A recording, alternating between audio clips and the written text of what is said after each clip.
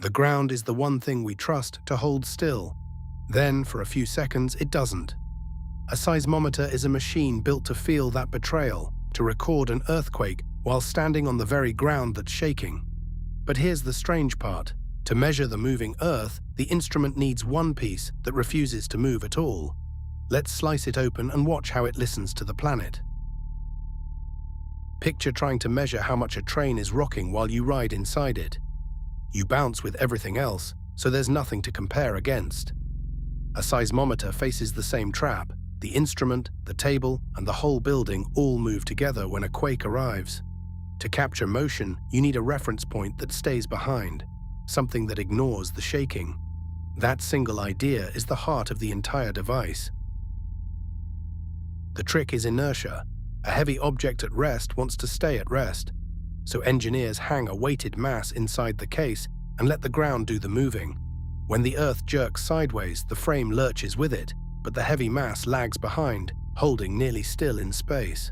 For a brief moment, you have two things in the same box, one tied to the planet and one stubbornly left behind. Holding that mass takes care. Hang it from a stiff spring, and it bobs up and down, sensing vertical motion. Swing it from a hinged arm and it sways, sensing motion side to side. The softer the suspension, the longer the mass takes to catch up to the moving frame, and the more faithfully it stays put. Engineers tune that softness so the mass hangs almost free, barely tethered to the trembling world around it. Now watch the gap. The ground shoves the frame one way, the mass holds its place, and the distance between them opens and closes in time with the quake. That tiny shifting gap is the whole measurement. It's the difference between what the Earth does and what inertia refuses to do. The earthquake is no longer something you feel everywhere at once. It's a single changing distance drawn out inside one small box. But a gap isn't yet a number, so attach a coil of fine wire to the mass and surround it with a magnet fixed to the frame. As the gap changes, the coil glides through the magnetic field, and a moving wire in a magnetic field stirs a faint electric current. The faster the ground moves, the stronger the current. The shaking has become a voltage, a wavering electrical whisper that mirrors the Earth's motion. There's a danger, though. A mass on a spring loves to ring, bouncing long after the ground goes quiet, smearing one jolt into a blur. So engineers add damping, often the braking force of those same magnets and coils, or a gentle electronic resistance. It bleeds away the leftover wobble almost as fast as it appears. Tuned just right, the mass answers each motion crisply and then settles, ready and still for the next one. One mass can only track one direction, and an earthquake shakes in three, so a full station holds three sensors at right angles, one for up and down and two for the horizontal swing, north to south and east to west.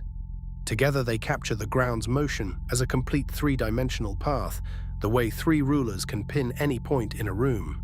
Nothing about the trembling escapes. Every nudge is split into three honest streams.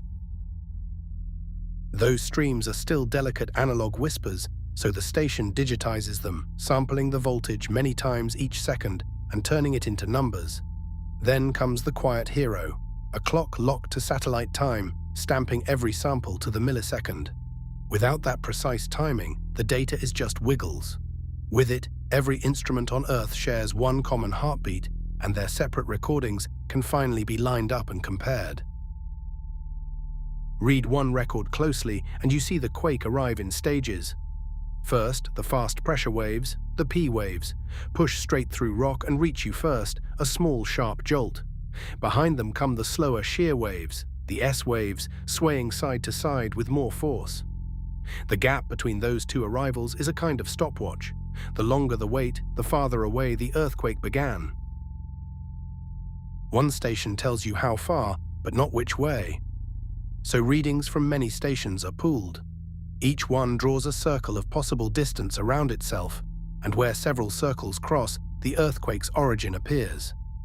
Add the precise timestamps and the size of the swings, and software pins the location, the depth, and the magnitude within minutes.